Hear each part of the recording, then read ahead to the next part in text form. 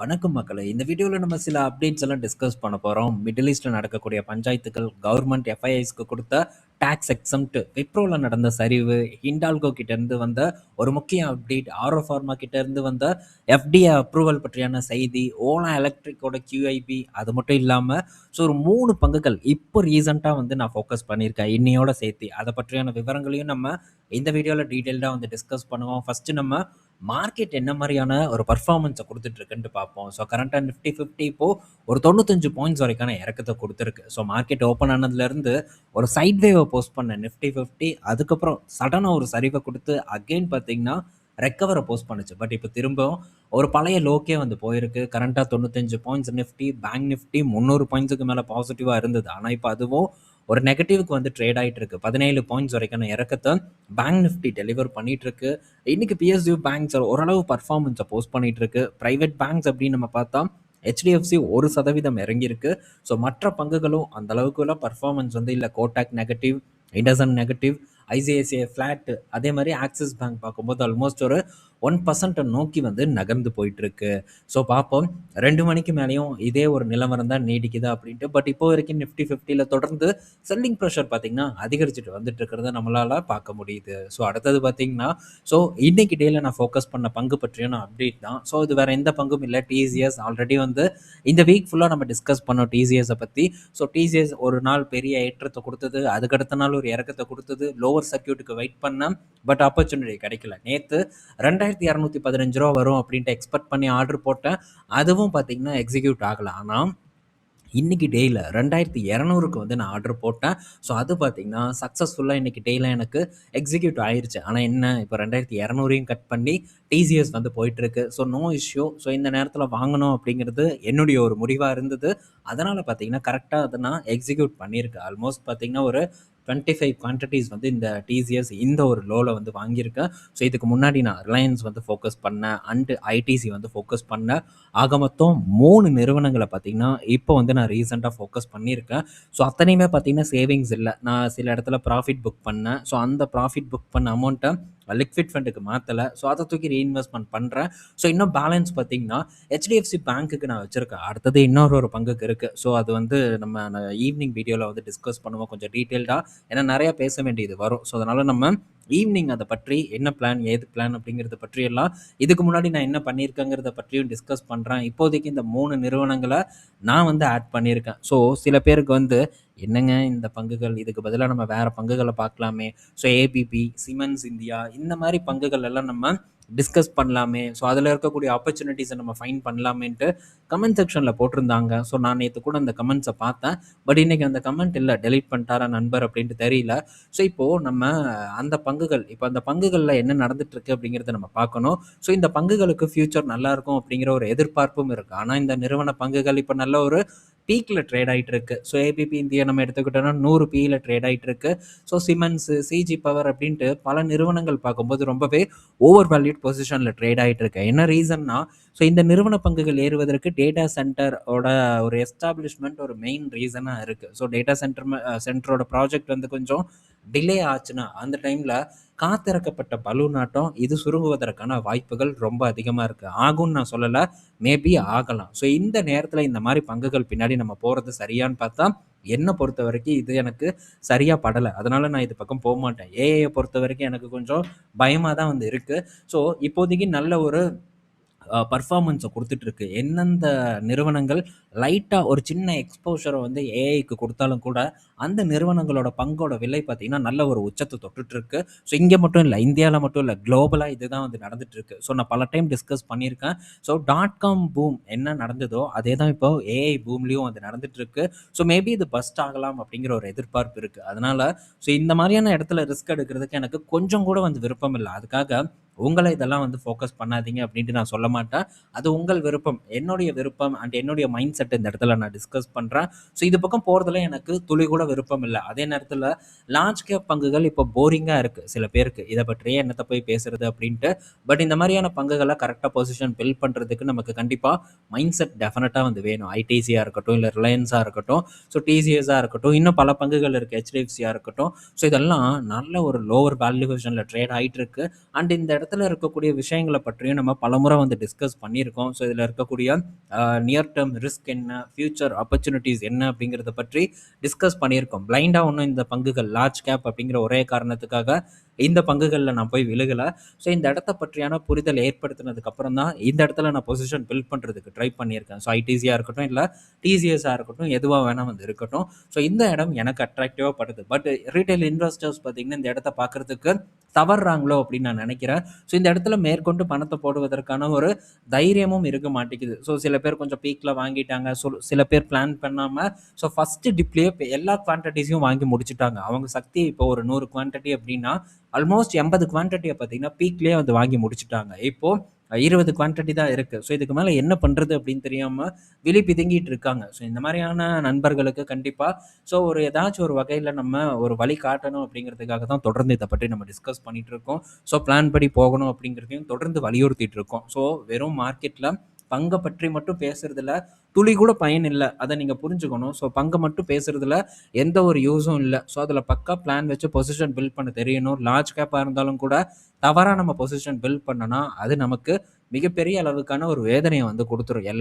எல்லா பணத்தையும் கொண்டு போய் உச்சத்திலேயே நம்ம போட்டுட்டோம்னா கீழே வரும்போது வாங்குறதுக்கு பணமும் இருக்காது, மனமும் இருக்காது. முன்னே டிஸ்கஸ் பண்ண மாதிரி. ஸோ நான் என்ன பண்ணுறேன் அப்படிங்கிறத ஷேர் பண்ணுறேன். அதை நீங்கள் எடுத்துக்காதீங்க. அதையும் நான் இந்த இடத்துல சொல்லிக்கிறேன். ஸோ அது வந்து ஒரு எடுத்துக்காட்டு தான். ஸோ அதை எடுத்துக்காட்டாக எடுத்துகிட்டு உங்களுடைய பிளான் எப்படி இருக்கணுங்கிறத நீங்கள் வடிவமைச்சு அதுக்கேற்ற மாதிரி போகிறதுக்கு நீங்கள் ட்ரை பண்ணணும்.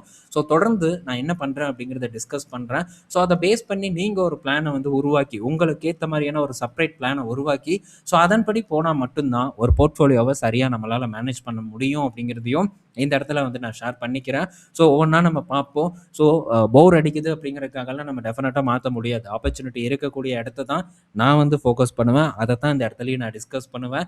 தினம் இன்ட்ரெஸ்டிங்காக இருக்கிறதுக்காக ஒரு கதையெல்லாம் நம்ம பேசிகிட்டு இருந்தோம்னா கண்டிப்பாக வேலைக்காகாது அப்படிங்கிறது இந்த இடத்துல நான் திரும்ப ஷேர் பண்ணிக்கிறேன். இன்னும் வரக்கூடிய நாட்கள்லையும் ஸோ இந்த மாதிரி ஆப்பர்ச்சுனிட்டிஸை பற்றி தான் தொடர்ந்து நான் டிஸ்கஸ் பண்ணுவேன். பொசிஷன் பில்ட் பண்ணுறதை பற்றி பேசிக்கிட்டே தான் வந்து இருக்க போகிறேன். ஸோ அடுத்தது பார்த்தீங்கன்னா யுஎஸ், இஸ்ரேல் இந்த ஈரான் போன்ற நாடுகளுக்கு இடையிலான யுத்தம் பார்த்தீங்கன்னா இப்போதைக்கு முடிவடைகிற மாதிரி தெரில. ஏதாச்சும் ஒரு அப்டேட் வந்துட்டு இருக்கு. ஒரு பக்கம் ஈரான் கூட பீஸ் அக்ரிமெண்ட் போட்டு அதையும் மீறிட்டு தான் இருக்காங்க. ஸோ மாற்றி மாற்றி அங்கேயும் பஞ்சாயத்து நடந்துட்டு இருக்கு. ஆனால் ஈரான் பார்த்தீங்கன்னா அவங்க பெரிய அளவுக்கு எதுவுமே வந்து பண்ணுறது கிடையாது.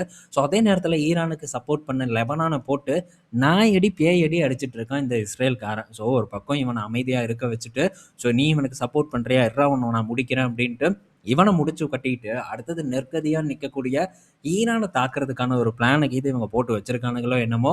ஸோ 3 டவுன்ஸில் பார்த்தீங்கன்னா இஸ்ரேல் வந்து ஏர் ஸ்ட்ரைக் பண்ணியிருக்கிறத ஒரு அப்டேட் வந்திருக்கு. ஸோ இவனை போட்டு இந்த அளவுக்கு பொழந்து கட்டிகிட்டு இருக்காங்க. ஸோ இது எங்கே முடிய போகுதுன்னு தெரியல. இது இல்லைன்னு இழுத்துட்டு இருக்க போகுது. க்ரூட் ஆயிலோட ப்ரைஸும் பெருசாக இறங்க மாட்டேங்குது. இது கண்டிப்பாக நம்ம மார்க்கெட்டில் ஒரு அழுத்தத்தை ஏற்படுத்தும். இது ஒரு பக்கம் அழுத்தத்தை ஏற்படுத்துது. ஏஐ ஒரு பக்கம் நமக்கு நல்ல பயத்தை காட்டுது. ஒரு பக்கம் எஃப்ஐஐஸ் வித்துட்டு வேற நாடுகளுக்கு போகிறாங்க. ஆக மொத்தம் நம்ம மார்க்கெட் இப்போ மிகப்பெரிய ஒரு இக்கட்டான சூழ்நிலையில் இருக்குது. ஸோ இந்த இக்கட்டான சூழ்நிலையை எப்படி கன்வெர்ட் பண்ணுறோம் அப்படிங்கிறது நம்ம கையில் இருக்குது. அடுத்தது பார்த்தீங்கன்னா ஸோ கவர்மெண்ட் கிட்டேருந்து ஒரு பெரிய ஒரு அப்டேட் வந்திருக்கு. கவர்மெண்ட் பார்த்தீங்கன்னா ஃபாரின் இன்வெஸ்டரோட கேபிட்டல் கெயின்ஸு, அதுவும் குறிப்பாக கவர்மெண்ட் செக்யூரிட்டிஸில் இருந்து வரக்கூடிய கேபிட்டல் கெயின்ஸ்க்கான டேக்ஸை பார்த்தீங்கன்னா எக்ஸம்ட் பண்ண போகிறதா, ஸோ அதை வந்து நீக்க போகிறதா ஒரு தகவல் வந்து கிடச்சிருக்கு. ஸோ இது வெறும் கவர்மெண்ட் செக்யூரிட்டிஸ்க்கு மட்டும்தான் வந்து இருக்குது. ஸோ இந்த செய்தி பார்த்தீங்கன்னா ஒரு பாசிட்டிவான செய்தியாக மார்க்கெட்டில் ஆக்ட் ஆகும் அப்படிங்கிற ஒரு எதிர்பார்ப்பு இருந்தாலும் கூட இன்றைக்கி பெருசாக எந்த ஒரு மாற்றத்தையும் வந்து கொடுக்கல. மேபி அது கவர்மெண்ட் செக்யூரிட்டிஸ் அப்படிங்கிறதுனால கூட எந்த ஒரு மாற்றத்தையும் இன்றைக்கி நம்ம மார்க்கெட்டில் ஏற்படுத்தாமல் கூட இருந்திருக்கலாம்னு நான் நினைக்கிறேன். ஸோ எதே எப்படியோ பட் பொறுத்திருந்து பார்ப்போம். ஃபண்டமெண்டல் இந்த மாதிரியான டேக்ஸை பேஸ் பண்ணி சேஞ்ச் ஆகாது. ஒருத்தன் கோடி கணக்கில் சம்பாதிக்கிறான் அப்படின்னா அவனுக்கு வரக்கூடிய 20% டேக்ஸ் எல்லாம் பெரிய அளவுக்கு ஒரு மேட்ரு இல்லை. இது என்னை பொறுத்த வரைக்கும் யாரெல்லாம் பெரிய அளவுக்கு பணம் சம்பாதிக்காமல் இருக்காங்களோ அவங்க தான் இந்த டேக்ஸை நினச்சி கவலைப்படுறாங்க. ஸோ சம்பாரித்த டேக்ஸ் கட்டுறதுல என்ன இருக்குது? ஸோ கட்டத்தான் செய்யணும். நம்ம அப்போ தான் நம்ம நாட்டுக்கும் நல்லது. ஸோ இதனால் வந்து எஃப்ஐஎஸ் போகிறோம் அப்படின்னு நம்ம சொல்லக்கூடாது. ஸோ எஃப்ஐஎஸ் போகிறதுக்கான மெயின் ரீசன் குளோபலாக இருக்கக்கூடிய ஆப்பர்ச்சுனிட்டிஸ் தான். ஸோ எஃப்ஐஎஸ் எங்கே போயிருக்கான் அப்படிங்கிறதையும் நம்ம டிஸ்கஸ் பண்ணியிருக்கோம். கொரியன் மார்க்கெட்டுக்கு போயிருக்கான், சைனா மார்க்கெட்டுக்கு போயிருக்கான். ஸோ இந்த மாதிரியான மார்க்கெட்டுக்கு போனதுக்கான ரீசன் என்ன? ஸோ அங்கே ஏஐ ரிலேட்டடான கம்பெனிஸில் முதலீடு பண்ணி பெரும் அளவுக்கான லாபத்தை பண்ணியிருக்காங்க. ஸோ இதுதான் மெயின் ரீசனே தவிர டாக்ஸுக்கு பயந்துட்டு போயிட்டான் அப்படிங்கிறத நம்ம ஒரு மெயின் ரீசனாக ஏற்றுக்கக்கூடாது. அது ஒரு சின்ன ரீசனாக வந்து வச்சுக்கலாம். ஸோ ஏன்னா கோடிக்கணக்கில் சம்பாதிக்கிறான், கொஞ்சம் டாக்ஸ் வந்து கட்ட மாட்டானா என்ன, 20% டாக்ஸ் கட்ட முடியாதா என்ன? ஸோ இதுதான் என்னுடைய ஒரு கேள்வியாக இருக்குது. ஸோ நான் இந்த டாக்ஸ் ரிலேட்டடாக நினச்சி பெருசாக கவலைப்பட்டதே இல்லை. ஸோ டாக்ஸ் கட்டணும்னா கட்டிட்டு போக வேண்டியது தான், சம்பாதிக்கிறோம் கட்டுறோம் அப்படிங்கிற ஒரு மைண்ட் செட்டில் தான் நான் வந்து ட்ராவல் பண்ணிட்டு இருக்கேன். ஸோ டாக்ஸை பற்றியெல்லாம் பெருசாக கவலைப்படக்கூடாது. ரீட்டைல் இன்வெஸ்டர் அதுக்கு மேலே கவலைப்படுறாங்க. ஸோ டாக்ஸ் இப்படி வந்துருமே அப்படி வந்துருமேன்ட்டு. ஸோ இதை பற்றி நீங்கள் கவலையே படாதீங்க. டாக்ஸ் எவ்வளவோ வந்துட்டு போகுது, நீங்கள் சம்பாதிக்கிறத மட்டும் குறிக்கோளாக வைங்க. ஸோ நல்லா சம்பாதிக்க ட்ரை பண்ணுங்கள். டாக்ஸ் ஆட்டோமேட்டிக்காக நம்ம கட்டிட்டு ஜாலியாக வந்து போய்க்கலாம். ஸோ நம்மளுடைய நோக்கம் சம்பாதிக்கிறதா இருக்கணும். டாக்ஸை எப்படி சேவ் பண்ணுறது, டாக்ஸை என்ன பண்ணணும் அப்படிங்கிறதெல்லாம் நம்மளோட ஆடிட்டர் வந்து பார்த்துக்குவாங்க. நம்ம அதை பற்றி பெருசாக கவலைப்பட வேண்டாம். இதை நான் திரும்ப சொல்லிக்கிறேன். ஸோ அடுத்தது விப்ரோ கிட்ட இருந்து அப்டேட்டு. ஸோ விப்ரோ பார்த்தீங்கன்னா இன்னைக்கு டேல மற்ற ஐடி பங்குகளை காட்டிலும் அதிகப்படியான ஒரு சரிவை கொடுத்துருக்கு. என்ன ரீசன்னு பார்த்தா, ஸோ ஏஐ ஸ்பெண்டிங் பார்த்தீங்கன்னா இப்போ கொஞ்சம் குறைஞ்சிருக்கு. ஸோ அதோட ஒரு ரீசன் காரணமாக இந்த விப்ரோ கீழே இறங்கியிருக்குன்னு வந்து சொல்கிறாங்க. ஸோ ப்ராட்காமோட ரிசல்ட் வந்தது நேற்று, போட்டு அடிச்சிருந்தாங்க. 12% வரைக்கான சரிவை சந்திச்சிருந்தது. என்னன்னா எஸ்டிமேட்டை வந்து பீட் பண்ணலை, ஆனால் நல்ல ரெவன்யூ தான் கொடுத்துருக்காங்க. ஏஐ சிப் சேல்ஸ் பார்த்தீங்கன்னா $10 பில்லியன் மேலே இருக்குது. ஸோ இருந்தும் கூட அதை அடிச்சதுக்கான ரீசன் எஸ்டிமேட்டை பீட் பண்ணலை. அண்ட் அவங்களுடைய கொடுத்த எஸ்டிமேட் பார்த்தீங்கன்னா ரொம்ப கம்மியாக இருக்குது. அடுத்த காலாண்டுக்கான எஸ்டிமேட், இது ஒரு மெயின் ரீசனாக வந்து இருக்குது. ஸ்லோ டவுன் ஆயிருக்கோ அப்படிங்கிற கவலை ஸோ இன்வெஸ்டர் மத்தியில் வந்து ஏற்பட்டிருக்கு. ஸோ இது ஒரு மெயின் ரீசனாக வந்து இருக்குது. ஸோ அதுக்கு எதுக்கு விப்ரோ அடிக்கிறாங்க, ஏஐன்னு சொல்லி தானே நம்ம ஐடி பங்குகளை அடிக்கிறாங்க. ஸோ திரும்ப பார்த்தீங்கன்னா ஏஐ ஸ்பெண்டிங் கம்மியாகுதுங்கிறதுக்காக இதை போட்டு அடிக்கிறாங்களான்னு கேட்டால், ஸோ விப்ரோ பார்த்தீங்கன்னா க்ளவுடு, இந்த டேட்டா சென்டர் பேஸ் பண்ண பிஸ்னஸில் பார்த்தீங்கன்னா அவங்கள இன்வால்வ் பண்ணுறாங்க. ஸோ இந்த காரணத்தை காட்டி விப்ரோவை வந்து அடிச்சிருக்கிறதா ஒரு தகவல் வந்து கிடச்சிருக்கு. ஸோ இந்த விப்ரோவோட பைபேக் இன்னும் ஓப்பன் ஆகலன்னு நான் நினைக்கிறேன். கன்சோலில் செக் பண்ணேன், மேபி ஓப்பன் ஆச்சுன்னா டெஃபினட்டாக நான் பார்ட்டிசிபேட் பண்ணுவேன். இங்கேயும் பார்த்தீங்கன்னா பைபேக்கோட டேக்ஸை பேஸ் பண்ணி பலரும் வந்து பார்ட்டிசிபேட் பண்ணுறதுக்கு தயங்குறாங்க. பட் இந்த இடத்துல கிடைச்சது லாபம். ஸோ பைபேக் பண்ணுறது என்னை பொறுத்த வரைக்கும் நல்ல செயல், நான் பண்ணுவேன். ஸோ நீங்கள் உங்களை பண்ண வைக்கணுங்கிறது என்னுடைய ஒரு நோக்கம் கிடையாது. பண்ணுறதும் பண்ணாததும் உங்களுடைய விருப்பம். பட் நான் டெஃபினட்டாக விப்ரோவில் பைபேக் பண்ணுவேன். ஏன், இதுக்கு முன்னாடி ஜைடஸ் வந்தது, நான் பண்ணலை, இன்னும் ஓப்பனில் தான் இருக்குது. ஸோ ஆரோ ஃபார்மா வந்தது, பைபேக் பண்ணல, ஏன்னா அந்த இடத்துலலாம் கிளாரிட்டி இருக்குது. ஸோ இங்கே வந்து பைபேக் பண்ணிட்டு போகிறது தான் பெஸ்ட்டுங்கிறது என்னுடைய கருத்து. ஸோ பண்ணிவிட்டு மேபி திரும்ப கீழே வந்ததுன்னா அந்த பணத்தை தூக்கி ரீஇன்வெஸ்ட்மெண்ட் பண்ண வேண்டியது தானே. ஸோ அதுதான் என்னுடைய கணக்காக இருக்குது. எப்படி ப்ராஃபிட் புக் பண்ணாலும் டேக்ஸ் நமக்கு போதான் போகுது.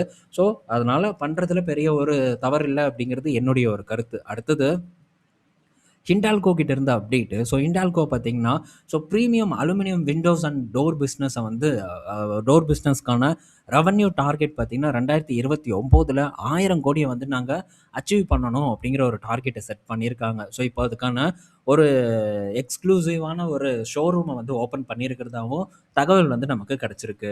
ஸோ ஹிண்டால்கோ கிட்டேருந்து வந்த அப்டேட். ஸோ ப்ராடக்ட் பேஸ்டில் அவங்க இன்னும் கொஞ்சம் வந்து முன்னேறதுக்கு ட்ரை பண்ணுறாங்க. ஸோ இந்த கன்ஸ்ட்ரக்ஷன் ஃபீல்டை பொறுத்த வரைக்கும் இவங்க கொஞ்சம் நல்லா சிறந்து செயல்படக்கூடிய ஒரு நிறுவனம் தான். ஸோ அதே இடத்துல திரும்ப பார்த்தீங்கன்னா எக்ஸ்பேண்ட் பண்ணுறது ஏபி குரூப்பை பொறுத்த வரைக்கும் ஒரு நல்ல பாசிட்டிவான ஒரு நியூஸாக நான் பார்க்குறேன். அடுத்தது ஸோ ஆரோ ஃபார்மா கிட்ட இருந்த அப்டேட். ஸோ ஆரோ ஃபார்மாக்கு பார்த்தீங்கன்னா யுஎஸ்எஃப்டிஏ அப்ரூவல் கிடச்சிருக்கு இந்த டேப்லெட்டுக்கு. ஸோ இது பேரெல்லாம் நமக்கு அவ்வளோ சீக்கிரத்தில் வாயில் நுழையாது. செமக்ளூடைட் மாதிரி ஈஸியான பேராக இருந்தால் நமக்கு வாயில் நுழையும். ஆனால் இது பாருங்கள், பேர் என்னென்னமோ போட்டு வச்சுருக்கானுங்க. ஸோ அதனால் தப்பாக ப்ரொனவுன்ஸ் பண்ணுறதுக்கு ப்ரொனவுன்ஸ் பண்ணாமையே இருக்கலாம். ஸோ இப்போ இந்த ஆரோ ஃபார்மா பார்த்தீங்கன்னா இந்த ஆர்த்தரிட்டிஸ் இதுக்கான ட்ரக்குக்கான அப்ரூவலை வந்து வின் பண்ணியிருக்காங்க. ஸோ இதனால் அங்கே வந்து யூஎஸில் வந்து லான்ச் பண்ண போகிறாங்க. அதே மாதிரி இந்த டேப்லெட்ஸை வந்து அமெரிக்காவில் இருக்கக்கூடிய அவங்களுடைய ஃபெசிலிட்டியில் தான் மேனுஃபேக்சர் பண்ண போகிறதாகவும் ஒரு தகவல் வந்து கொடுத்துருக்காங்க. ஸோ இது ஆரோ ஃபார்மாவை பொறுத்த வரைக்கும் ஒரு பாசிட்டிவ் நியூஸ். ஸோ இதனால் என்ன பெரிய ரெவன்யூ வரப்போகுது அப்படிங்கிறத தாண்டி, ஸோ இவங்ககிட்ட பல ப்ராடக்ட்ஸ் இருக்குது அமெரிக்காவில் விற்கிறதுக்கு அண்ட் குளோபலாக வந்து செல் பண்ணுறதுக்கு. அதனால் ஸோ ஒவ்வொரு ப்ராடக்ட் ஆட் பண்ணும்போதும் இவங்களுடைய வருமானம் அப்படியே தொடர்ந்து பார்த்திங்கன்னா கொஞ்சம் கொஞ்சமாக உயர்ந்துக்கிட்டே தான் வந்து இருக்கும். ஸோ ஒரு ப்ராடக்ட்டை மட்டும் நம்பி இல்லை அப்படிங்கிறத இந்த இடத்துல நான் சொல்லணும்னு நினச்சேன், சொல்லிட்டேன். ஓகே, ஸோ அடுத்தது ஓலா கிட்ட இருந்த அப்டேட் வந்திருக்கு. ஸோ இந்த QIP பற்றியான அப்டேட் 750 கோடிக்கான QIP பார்த்தீங்கன்னா 56% ஓவர் சப்ஸ்கிரைப் ஆயிருக்கு. ஸோ பெரிய ஒரு விஷயம் தான். ஸோ ஓலாவில் ரீசெண்டாக வித்துட்டு வெளியே போனாங்க. அந்த நேரத்தில் மோத்திலால் ஒஸ்வால் பார்த்தீங்கன்னா பை பண்ணாங்க. பட் மோத்திலால் ஒஸ்வால் பை பண்ணது ஒரு பெரிய அளவுக்கான கான்ட்ரவர்சியாக வந்து மாறுச்சு. பட் இருந்தாலும் அவங்க இப்போ ப்ராஃபிட்டில் தான் இருக்காங்க. நல்லா பை பண்ணாங்க, இப்போ ப்ராஃபிட்லேயும் வந்து இருக்காங்க. ஸோ கூடுதலாக திரும்ப பார்த்தீங்கன்னா இந்த QIPயில் அவங்க பார்ட்டிசிபேட் பண்ணியிருக்காங்க. ஸோ QIPயில் மீரா அசட் பண்ணியிருக்காங்க, மோத்திலால் ஒஸ்வால், JM ஃபினான்ஷியல் இவங்கெல்லாம் பார்ட்டிசிபேட் பண்ணியிருக்கிறதா தகவல் வந்து கிடச்சிருக்கு. ஸோ ஓலாவை பொறுத்த வரைக்கும் இன்னும் சில அப்டேட் எல்லாம் இருக்குது. ஸோ இவங்க எப்படி ப்ராஃபிட் பண்ணுவாங்க, ஸோ என்ன மாதிரி பிளான் இருக்குது, அண்ட் இவங்களுடைய ஃபியூச்சர் பிளான் எப்படி வந்து விசிபிளாக இருக்குங்கிறத பற்றியெல்லாம் நம்ம தனியாக டீட்டெயில்டாக வந்து ஒரு ஆர்டிக்கலாக வந்து பார்ப்போம். ஸோ அது போக பார்த்தீங்கன்னா ரிலையன்ஸ் பற்றியான ஒரு 2 ஆர்டிக்கல் பெண்டிங் இருக்குது. அண்டு டயர் கம்பெனிஸான அப்போலோ டயர்ஸ் பற்றியான ஆர்டிக்கல் ஒன்று இருக்குது. ஸோ கசகசன்னு இருக்குங்க. இதை கேட்கும் போதே எனக்கு தலையெல்லாம் சுத்துது. பட் அதெல்லாம் உட்காந்து பண்ணுறதுக்கான நேரம் தான் எனக்கு இல்லை. ஏன்னா ஜஸ்ட் வந்து உட்காந்து பார்த்து எழுதுறது விஷயம் இல்லை. ஸோ இதெல்லாம் உட்காந்து நான் ஸ்டடி பண்ணி அண்டர்ஸ்டாண்ட் பண்ணி ஸோ அந்த இடத்துல ஒரு முடிவெடுத்து அதுக்கப்புறம் தான் அந்த ஆர்டிக்கலையே வந்து நான் உருவாக்குறேன். ஸோ இதுக்கெல்லாம் கண்டிப்பாக நம்ம ஒரு வீடியோ போஸ்ட் பண்ண இந்த நியூஸ்னால் பார்த்து படிச்சுட்டு போயிடலாம். அண்ட் நான் வாங்கக்கூடிய பங்குகளை பற்றி ஈஸியாக பேசிடலாம். ஏன்னா அந்த பங்குகள் எல்லாம் நான் ஆல்ரெடி வந்து அனாலிசிஸ் பண்ண பங்குகள் தான். அதனால் ஈஸியாக பண்ணிடலாம். பட் புது பங்குகளை நம்ம உட்காந்து ரிசர்ச் பண்ணி உடனுக்குடன் அந்த ரிப்போர்ட்டை கொடுக்குறதுங்கிறது அவ்வளோ சாதாரண ஒரு விஷயம் இல்லை. ஸோ அதனால தான் கொஞ்சம் டிலே ஆகுது. ஸோ ஒர்க்கும் பார்த்தீங்கன்னா டைட்டாக போயிட்டு இருக்கக்கூடிய ஒரு காரணத்தினால ஸோ முடிஞ்ச அளவுக்கு என்னால் எவ்வளோ பண்ண முடியுமோ அவ்வளோ பண்ணுறதுக்கு நான் ட்ரை பண்ணுறேன். ஸோ நீங்களும் எந்த அளவுக்கு யூஸ் பண்ண முடியுமோ அந்த அளவுக்கு யூஸ் பண்ணுறதுக்கு ட்ரை பண்ணுங்கள். ஓகே. ஸோ இந்த வீடியோவில் நம்ம பல இன்ஃபர்மேஷன் பார்த்துருப்போம். பயனுள்ளதாக இருக்கும்னு நான் நினைக்கிறேன். ஈவினிங் நம்ம இன்னொரு வீடியோவில் மீட் பண்ணுவோம். பாய் மக்களே.